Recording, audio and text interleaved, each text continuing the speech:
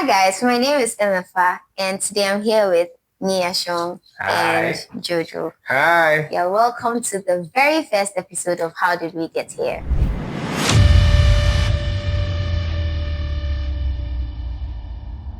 Today we'll be talking about phones. Okay. And I have a question for you both.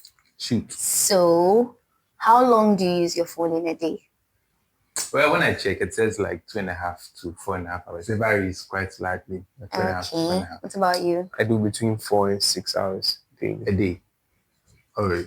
Interesting. I used to do 8 hours, but I was greatly held by my very good friends, Nia Shong and Jojo. And now I do 6. No, let's go back to the 8. Are you a telemarketer? No, I mean, what do you use?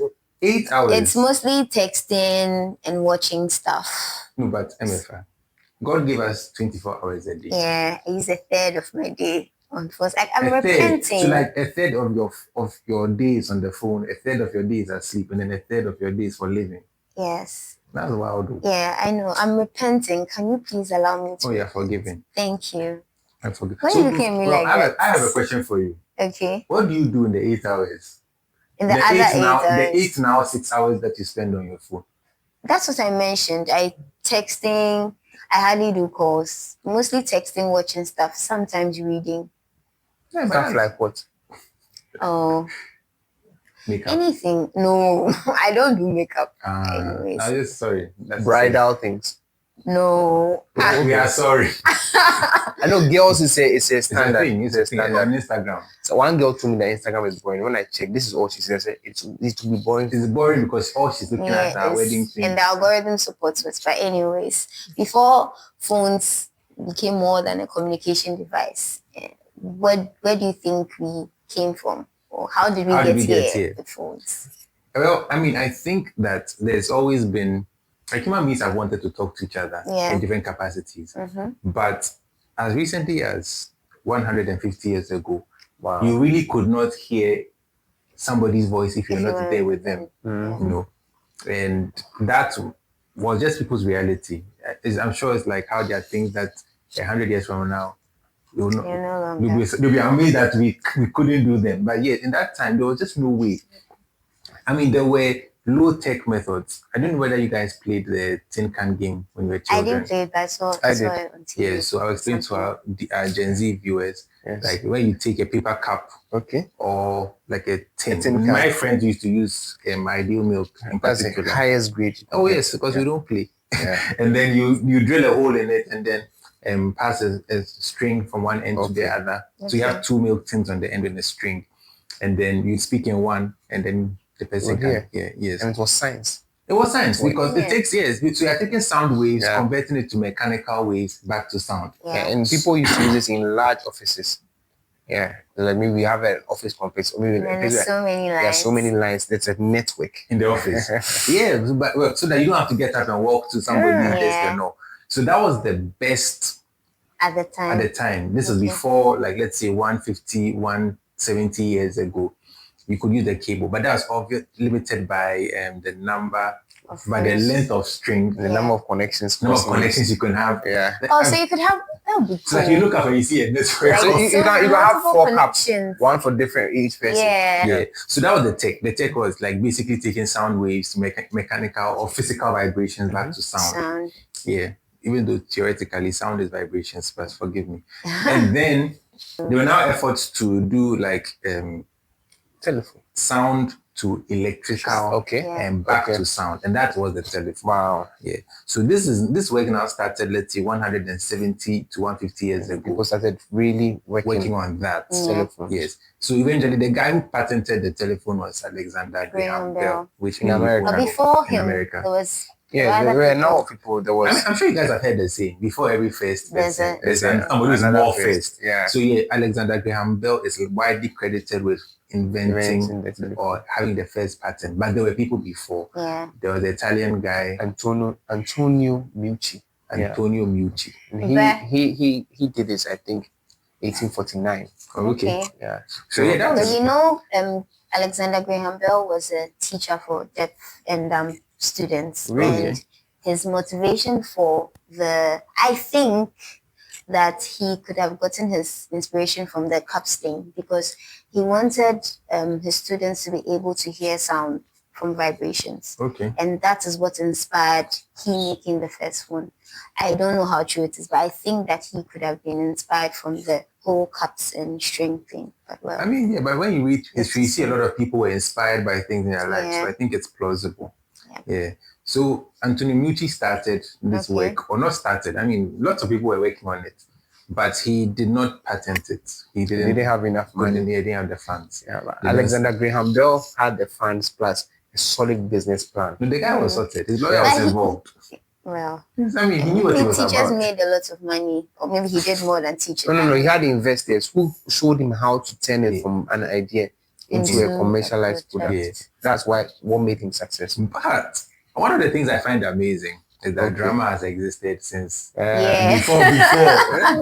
So there is even with Alexander Graham Bell, there was drama in the backstory. There was another guy called Elisha Gray who was also working on the telephone at the same time. In America. Wow. And they knew they were both working on it. It was kind of like who's first to patent it, blah, blah, blah. So they both submitted their application on the same day, Valentine's Day 1876. 14th February. But Alexander Graham Bell was earlier. Yes. His lawyer maybe Elisha Gray went to chop love small before submitting his. It's also possible. He passed his beloved. Oh, Charlie. And then forgot. Happy Valentine's. Hey, my patent. But so Alexander Graham Bell's lawyer submitted it for him. And Elisha Gray accused Alexander Graham Bell of stealing his technology because he was working with liquid stuff, blah, blah, blah. Okay. And then that was like a last minute addition to Alexander Graham Bell's application, blah, blah.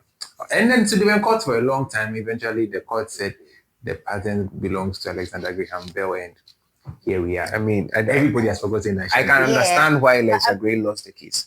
Because Alexander Graham Bell patented in 1876. By 77, 78, telephone lines and towers were going up all across America.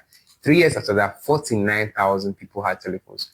That's enough money to go to court for a while. And fund it. I don't think Elisha Gray had anyone buying it.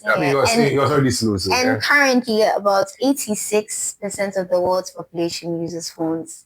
I don't believe that. 86%. Yeah, 86%. But that's serious. That is serious.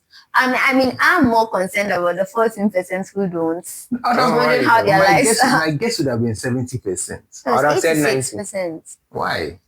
I also think it was high, but I didn't think that it was.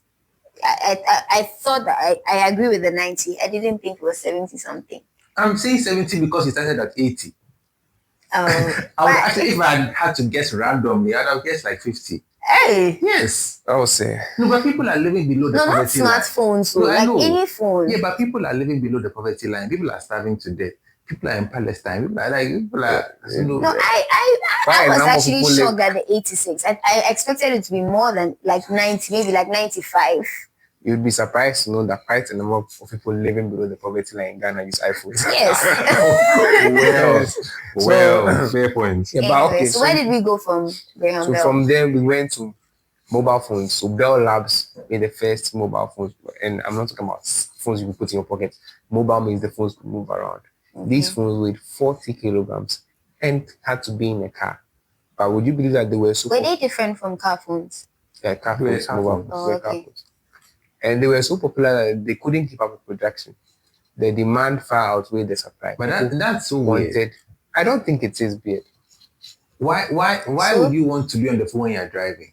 Because people wanted to be the whole concept of the phone has stemmed from the fact that people wanted to be reached, communicate. Yeah. I need to be able to make this business deal. I need to be able to do this. I'll tell you guys a fun fact that there was a book written about things people said about the phone, problems the phone will bring, and the book mirrors exactly the problems people said about the internet. Yeah, but because I guess people are always wary of new technology. Yeah. But people still want to like, we want to come. I want to talk to my mother. I can understand that, but why in the car? Because I feel like cars are I mean, it's like you get to a destination and then you can place a call. It's weird. No, but I think that at the time, people who could afford a car were people who would want to be okay. But before then, before we started the shoot, you were telling me about the switchboard and those things. So when we had telephone lines, when you made a call, the call would go through to the switchboard. Then there'll be a physical operator who would take your call line and put it into the line of the person you were trying to reach. Okay. If you watch John Wick, you understand it. Yeah, I mean, I've seen these people like so. Now, all the switchboards were done manually, were operated manually. Then there was a story that there were two what are they called? Morticians in the town. Okay. Had two morgues, and one of them realized that his business was going down, even though he had gotten a phone number. You know, an astute businessman, he had a contact people call. Do you have a dead body here? Can you talk to me? Yeah. And then he discovered that his competitor's wife worked in the switchboard room and was putting all the calls through to her husband. Is it virtuous or unvirtuous? Yeah, it's virtuous. She brings customers from far. Yes. So she was stealing the man's customers for her husband. So what did this guy do? Beautiful. He didn't fight. He rather dedicated the next few years of his life to developing an automated switchboard. Isn't that which shows you that pet seniors can make you a lot of money. So basically, he made the man's wife lose her job. Yes. Killing 2 birds once. 3 birds actually. Number one, he got all his clients back. Number 2, he has a new business.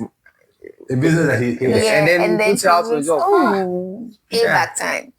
Top guy. So we went from switchboards, and then after 78, now they started laying cables from America across to Europe. So they had physical cables laid in the sea all the way to Europe. And it's amazing that this is before the 1900s. Is it? Yes. Or I thought like I would have thought maybe in the early 1900s. We would defer to a fact checker. What was happening in Ghana at the time? What's happening in Ghana? That's a very depends on. I'm just thinking like history. In the 1900s. When the first phone call was made, Alexander Graham Bell, we were fighting Sagrenti War. That's the 1876, which we lost because we're now actively becoming colonized. Yeah. So we already had wireless FaceTime technology. So we didn't need to bother about these things. Like when you look in the calabash and you call FaceTime.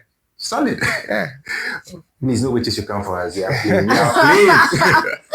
Anyways, we were talking about the cables. Yeah, so now they laid lines across the sea, all the way to the line could call Europe. They had switchboard operators across Europe, and things were working. And they moved on to then we had the First and Second World Wars. Yeah. So during the First World War, the military had to develop this kind of radio, which was huge and bulky, had a limited battery life.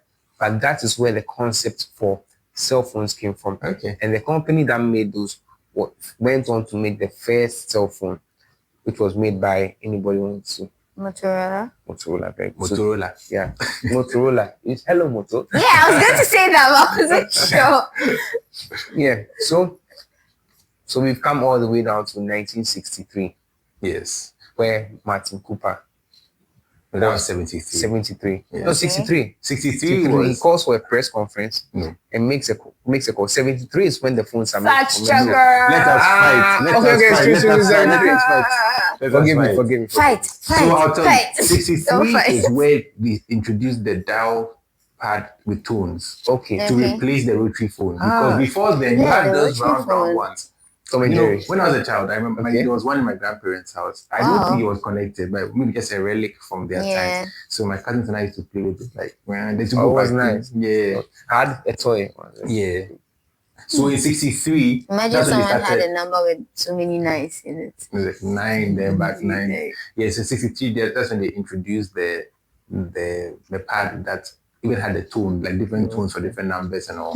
Yeah, and that slowly replaced the rotary phone. Okay. Yes. Then in 73, that is when the first cell phone call was made. Wow. Yes, by Martin Cooper. Same guy. I was saying that guy is a great guy, Martin Cooper, because he called for a press conference, invited reporters, and then proceeded to take off the phone and made a call. Story says that he called his competitor, who denies emphatically that such a call was never made. Every time I would also deny it. Like, it wasn't done. But anyways, from there, it took 10 years and $100 million for phones made commercially available, cell phones. And it's wow, like wow. But you know, that's so recent. Yes. It's so recent. Like 83 is 42 years ago. Yeah. And that's when the first cell phone, which has become everything today. What are you counting? When you're 1983. Yeah. Your mom was 10, around. 2003, 20, 13, 23 plus 2. 42 years. Oh. It takes a while. I was going to say something about Beyonce. Yeah, but that's so recent. And like, to even think that the first cell phone call was made in 73. Yeah. Like my parents were alive and well. Yeah. So like, anyway, and it just shows you that we've come a long way in a short time. Yeah. And so the first cell phones were Dynatac. 8,000 and big phone like that. 1 kilogram. It was a brick. You could use to build a house. And then when people would make calls, like previously, instead of saying hello, they would say ahoy. Oh, okay. Imagine like that doesn't work. Ahoy. Yeah, that's hello works. Hello works. Like, I can you imagine that hello was song would have been ahoy? It's not working for me at all. Oh, but it could be. Maybe.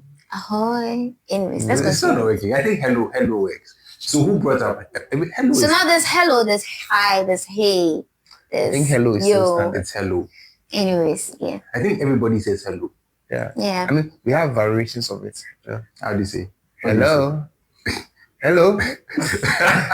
Hello. Yes. Who says hello? I've heard someone say hello before. Did you advise the person after? No. It wasn't a draw, you can't do that. Say hello, it's an O.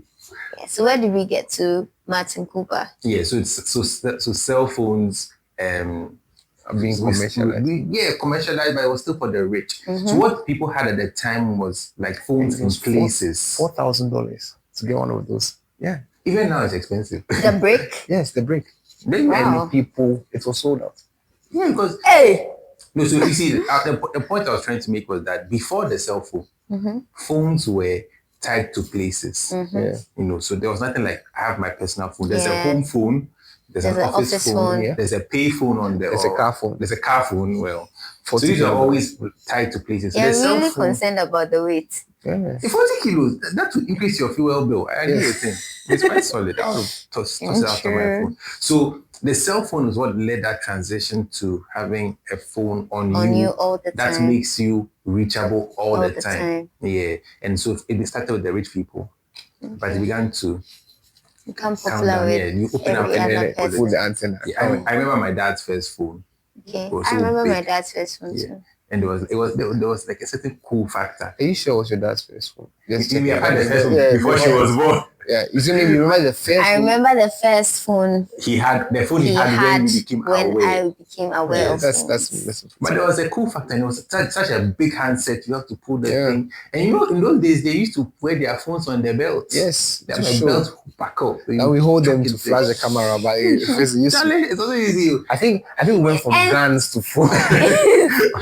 And then it's like the big businessmen, they all had their phones. Some of them have two. Hey. You know, and then, there was some phone parties trend for a long time. Yes. Different on your belts. Yes. Oh. You see, but then, I mean, then it means that, like, in that time, there was also like a lot of security, because now you can't really hold your phone on your wrist like that. You have to hide it somewhere. It's quite difficult to steal a 1 kilo. Okay, true. Like, that's also true. You are now by the phone. That's also true. But again, it was still a very slow transition. In that time, we were still dependent on payphones. Yeah. Okay. I remember people used to receive calls on payphones. Timed calls. Yeah, it's like that's where I stand at the payphone. Call me at this time. Wait, I think I'm getting confused. Are payphones the same as phone booths? Yeah, payphone is Americanized. We watch Netflix, so it's Americanized. Telephone booth is what the rest of the world says. Let's use phone booths. Okay. Yeah, so phone booths were like tied to a place. And then, have you used one before? Yes, in high school. You buy a card, Ghana Telecom card. Yeah. Then go and slot it in. Stressful. And sometimes you can flash somebody. When you call and say, call me back. Yeah. Then you wait and then they'll call you back. There's always a queue behind you. Yeah. Yeah. But it was wild. And you see, even growing up, I remember we had a house phone. And sometimes people in the neighborhood, would receive calls on the phone. Really? That's right. Yeah, because it was not a thing. So when did the like the small kiosks that people that could, I don't know, they call it call center. Yeah. Call center. When did that also come in? I think it also was a response to people's increasing need to reach people, but they didn't have smartphones. And at the time, they didn't have phones at all. Yeah, they didn't have phones, sorry. And rich people would have a smartphone, or grown-ups who had sort of made it in life would have a cell phone. But the rest of us wouldn't have. So you need space to call the person. I mean, people have done that for years, because I think it's time that we used to have post offices where you could receive all your communication. Now, now it's a call center. Yes. If we went to internet cafes, all your internet which has to be the subject of another episode. Internet cafes. Because we are actually back there. Cafes? Yeah, just that when you go, there's Wi-Fi, so you just sit down and wait. Well, the coffee shops and things that's true. But so we had all of that. Now there was a transition period of phones becoming more mobile. Yes. So that's where the space to space or call centers came in. We had few people had phones. I remember as a child, like I really just wanted to have a phone. Can you imagine? Really? Like you go to play your friends who did not have phones. Yeah, like I didn't want a smartphone. I wanted just something. Yeah, I think like my this. first one was like that. Oh, but that's did you guys ever see I think it was a Motorola C300 or I've forgotten the number. It had a blue screen. Never saw it. The ones I remember, the Motorola with the slide. Yeah. Yeah, then there was a Nokia one with the banana. The one with like a silver something. This thing reminds me, it makes me think about how so at a point the phone technology was in the form factor. Yeah, so there was a transition. Yeah, the phone being utilitarian to being a fashion item. And then I remember I had a Nokia Twist. I've forgotten the name, the one where you flip the bottom. Okay. So on one side you have a QWERTY keypad, on the other side you have the number pad. Then on the edge you have your camera. You were the so how do you take a picture like this? Flip it. No, wait, the camera is here. So no. It's like this is the top is where the screen is. The top is where the screen is. Okay. And then the number pad is here. Okay. At the back you have the QWERTY keypad. Then the camera is on the side. So you can flip it. Yeah, so you take a picture like this from here. Yes. Angled like this. No, so you can twist it. Oh, okay. Twist the base. So you can look at the screen and take a picture. Yeah. The cool factor is not it's not here. Crash. You look at it's better than a flip and these things that we have. Yeah. But you see, so and another interesting thing was that in that time, the technology was shrinking the phones. Yeah. So the smaller the phone, the cooler the phone. Yeah. I know the Nokia released a phone. Was it Nokia? I think Nokia released a phone after the Dynattack. And it was 630 grams. And it was so huge. It's like a big thing. Yeah. But that's heavy. Yeah. 630 grams. But it's gone from 1 kilo, taking off 3 and almost 300 grams. Yeah. More than a third. Yeah. So then that's when we had, now more. we are moving into the late 90s and we have the biggest phone company from the 1990s to about 2010, Nokia. Entered strongly from Finland and made waves. Do you remember the 11? What's it called? Nokia 3310. Oh, the phone that could destroy walls. It was so amazing. And the snake game on it. Oh, snake. Did you play snake? Yeah, I did. And bounce. I don't remember bounce. I remember snake. Yeah, I mean those were really cool. Bounce. We had cheat codes for bounce. You what? Cheat codes. Yeah, so we hacked the game. We just played it. I don't know. The point where you could not get beyond without the cheat codes. You had endless lives. You could go. You just go over and over again. Interesting. And okay, I have a question though. Okay. When was the first smartphone introduced? 1999. I don't know, but I also don't think so. Or was it? Do you think it was more recent? I think it was earlier. Earlier? Yeah. I know the first smartphone, idea of a smartphone was put forward by IBM. You had a phone that you could send faxes on, make calls. That's so random. random. For faxes. Yeah, because fax was the biggest thing after our telephone. Yeah, send faxes, make calls, and then also a personal digital access. I think you had maybe calendar and alarm. Yeah. I'm sure you get the cool factor. Yeah, and you could actually tap on the screen. Okay. Yeah, but it was big. So that was like a touch screen. Yes, it was a touch screen. Yeah. How big was it? Was it 40 kilograms like this? No. 40 kilograms. That's what the 40s, I think. I was quite big. It was like maybe just a bit smaller than a dine attack, but it was big. It wasn't something that easy. And that was by IBM. Yes, IBM. Okay. And other people tried it. I feel like the game changer started with BlackBerry. BlackBerry. Yeah, BlackBerry. They actually did. Because I think that was in 2002. BlackBerry. That was in 2007. That was iPhone. And that was iPhone. Ah, that was really iPhone. Yes, BlackBerry really came on the market. Yeah, and took the market by storm. Like storm. Like Charlie, this was everyone was using a BlackBerry. Using a BlackBerry. And BBM, BlackBerry Messenger was there. Yeah. Till 2013 thereabout. Guess who didn't have a BlackBerry? You. I didn't have one too. Yes, you should raise up your hand. I don't think she was old enough. Yeah, I don't think. But like everybody, my classmates had a BlackBerry. It was almost like a cult. If you didn't have a BlackBerry, you almost didn't have a phone. You didn't count. Whatever you had was didn't count because you were not on BBM. Is it? I was going to say something, but you say it. I was going to say like it's almost like the way iPhones are now. No.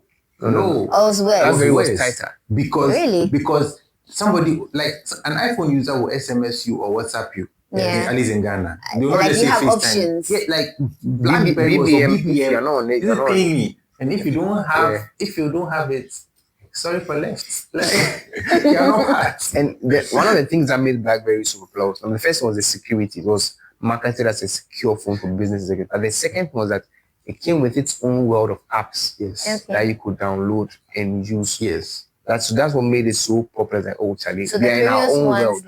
Yeah, most ones they had maybe like just a few basic apps. You see. But it's interesting. So that BlackBerry came and it began to change the psyche of like. So we had the dumb phones or those ones which were shrinking. BlackBerry came. And even though you had internet access, you didn't have this world. And then our guy, Steven Jobs. Oh. Is it Steven? No, it's Steve Jobs, but I was going to say, like the Steven just changed the name. They appeared on the scene in 2007 with the iPhone holding it like this classic. And there was just something about it. But that's not an iPhone. Anyways. I said holding it like. Anyways. The Lord will help our brother. Amen. Don't worry, we'll get to that part of the show. But you see, the thing is that he had a way they integrated the touch screen with the keyboard functionality. Very excellent. Excellent. Almost like he picked a lot from the other people. Yes. And then he also created the what's it called? I think 2 years after they had the App Store where you had a world of so many apps you could download. And it really sold to people because in its first year of usage, over 1 million people downloaded Facebook. And the iPhone was the first phone to have a dedicated app for maps. Oh. And for YouTube. Wow. I didn't know that. I didn't know that too. So were Android phones made before iPhones? The Android technology was available, but it wasn't being marketed as an open source technology for phones. Oh. So Android actually learned that from Apple. And then when it debuted, I think a year or two later, thank you so much. For future reference. You cut that out. Don't cut it out. No, we need it. So when Android debuted,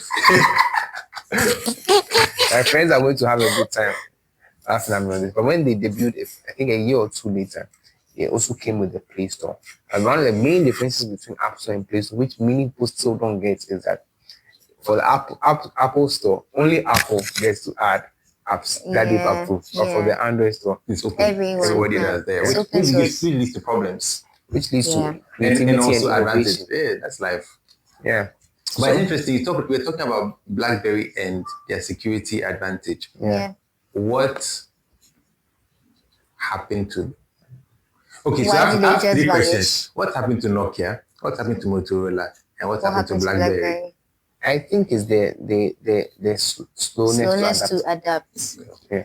Because what happened to BlackBerry was that Apple had come with the iPhone 2007 and it was almost fully touched. It was fully touched. It was just one button. Yeah.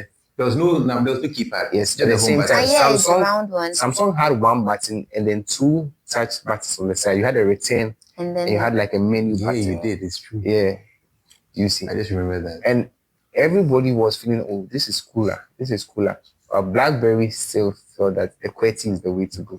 Nokia to same thing. Because Nokia actually created the first phone that could access the internet. Okay. That's crazy. Yeah, and it was one of these phones that they didn't even have colors, but you could access the internet. But they didn't also move fast enough. And when they did come back with the partner with Windows to make the Lumia, And we also had a closed system. It was too little, too late. Yeah, and we're just moving. I think if they had come up with maybe an open source, something like Android, they would have had it, because many people were still conversant with Windows at the time. Yeah. And still are. But they were, I think at the time, they were also struggling with their design language and all of that. You know, Windows went through a phase from Vista. Identity crisis. Identity crisis. So they had a bad period the whole time. Around the time of major transitions in the computer, in the what's that thing called? In the phone space. So they missed out at the time. Right now they're going strong again, but they had a tough time. You know. But it's just interesting how all of these things have changed. And it has all led us to just be a little too dependent on it, and a little too connected, and a little too in touch with each other. Yeah. And I'll be honest with you, I think that in many ways, the telephone has cheapened the value of communication. Yeah. I feel like I agree. When you receive the letter, you kind of felt intention and love, because it took a while, it was effort. Yeah. But these days, you can just pick a phone. Let's be honest, when somebody takes your HBDMFR, that's all you say. It's the biggest lie, isn't it? Voice note. True. Yeah, or like a voice, because we know that it doesn't take so much anymore. Maybe at best, I'm glad you remembered me. Yeah. And or even a call. Like if someone calls you, you feel that would be better than that's why our grandmother's call.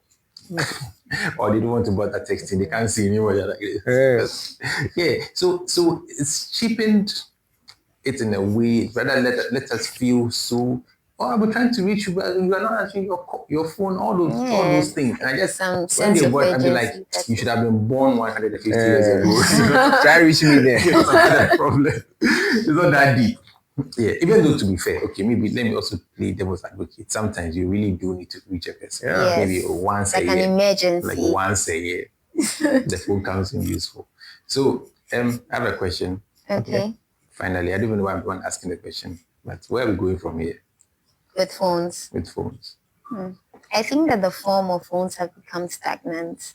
And if there's anything that would improve, it would be like maybe some of the functionalities. Yeah. And like one of the things that I've noticed with phones over time is that as we have changed to use different phones and all the improvements have been made, the battery capacity has also degraded. I don't know whether to attribute that to the fact that people use phones more now. No, I think you are addressing the problem from the wrong angle. Phone battery capacities have actually gone up. Rather, the phone's functionalities have gone high as well. Okay. The battery seem I didn't mean the capacity as in the longevity of use. Like when you use, like when you had like a small Nokia phone, you could use the battery for a longer time. You couldn't do as much because so that's what I'm saying. That I don't know if that is in relation to the fact that people use their phones more now, and there's more to do on the phone. Yes, right. It's, but do you think that? But you've not really answered the question of where we are. Yes, so I think that an improvement or something that would be good would be to have like phones that could charge themselves.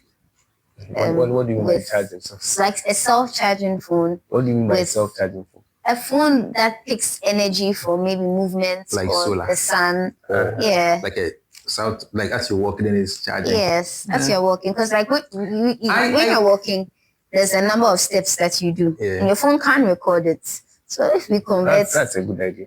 I think that's a fantastic idea, because if people's phones were tied to their movement, meaning people would actually exercise and lose weight. Because if you just stay in bed the whole day, your phone will die, and there's no power to.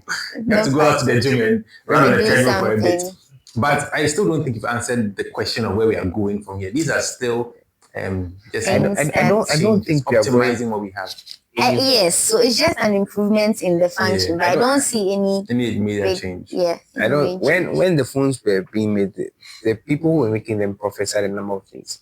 One of the things they prophesied, they said that phone communication and television are going to change the world, and so the day people can see each other and talk to each other. And I think all the things they said have come to pass. They said that people will be able to talk to each other across the world despite language barrier. And you can talk to someone, even if you don't speak the language, you just get an AI translator too. And I think that maybe the phone prophecies will have been fulfilled, and maybe that will be what we'll have next. Maybe is more cutting edge technology in phones. Yeah. These days we have cameras with AI, and people are trying to put cameras behind your screen and things instead of the cameras like a separate, just finessing the technology. And then I saw, I don't know whether it was an AI generated ad, but I saw a transparent phone. Oh, why would I don't know. I don't think that this. Why would I want a transparent phone? I think that like it looked like glass. Yeah, so that when I'm holding it, I can see my hand. Maybe. I think that everything that phones wanted to do, they've done it. Make calls, send messages, send documents, videos. So you're still waiting for phones to be able to download food. I mean, Charlie Willy Wonka could send food through the TV. Yes. Well, my TV. Anyway. Airdrop, food drop, something. I mean, it will solve a lot of problems. So my question is, or you guys sound like you're saying that phones have reached capacity, and we're just going to optimize small. Improve design. Yeah, because what's the latest thing in the phone world? You can fold your phone 3 times. You have 2 hinges for Android phones, and then for Apple. We are now getting to the first phone. So relax. Okay. Are we? Yes, we are now getting there. They are not there yet. We are working. Are we going there? Yes. What will you do again? More cameras. Well, I think this may be controversial, but I think that we are at the cusp of another great jump. Oh. And I think that the 2 giants, Samsung and Apple. No. Apple and Samsung. Samsung and Apple. Apple and Samsung. You know, 2025. Alphabetically, leading sales is Apple in the world. Smartphones, but Apple. Samsung leading sales in rich parts of the world. Yeah. Apple and Samsung. You see, like many Africans. If you look at many Africans use Samsung. Oh no! If you I don't know where you're going with that. Yeah. I don't want to go there again. I'm trying to say that, like, even in America, this past quarter, Samsung has led sales. Because and also Apple it's like I'm saying they're about to go bust. I'm saying this on record so that I can, that just in the like when we're growing up, I couldn't imagine Nokia not being a game, like in the game.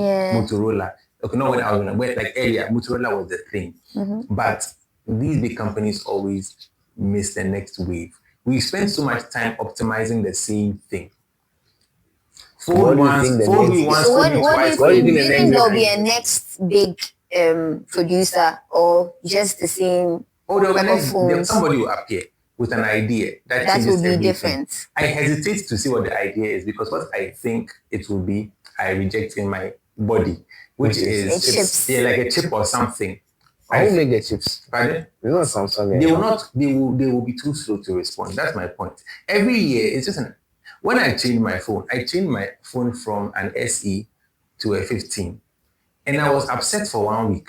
Why? It felt the same. My bag, I just literally did a seamless transition, and I thought I've spent so much money for the exact same experience. You know, if you had got a flip, wouldn't have had it. That's just form factor, and I'll probably be irritated by the flipping.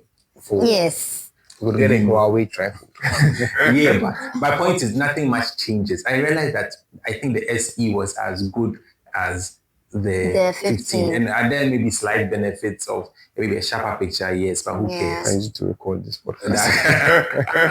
Yeah, but you see, my point is, who cares? Like, we've sort of reached saturation, and all they are doing is spending so much time micro optimizing for small things, and a small company is going to come from somewhere with something drastic, maybe a chip or something, and they will not respond, and just like that, the same way they dethroned the old people. That would be interesting. I feel like maybe that would within be the next really 10 years we'll see this. And but I think it will happen before Samsung. It will happen to Apple. No, it will happen to Samsung. Did he say Apple? I see. The boy can't even speak good English. Anyway, has Did you actually say vote? What is your vote? Where are we going? Where are we going? I think that Samsung is going to be the next global leader. Well, whoever it is, it will not be Apple or Apple, whatever you want to say.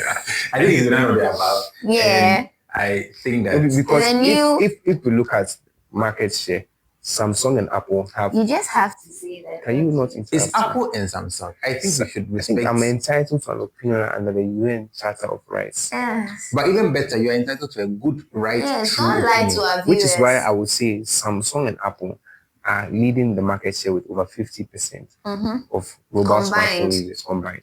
Yeah. And we have Xiaomi. We started 10 years ago. They have 15 years ago. They have 10%. That's a huge. That's serious. Yeah.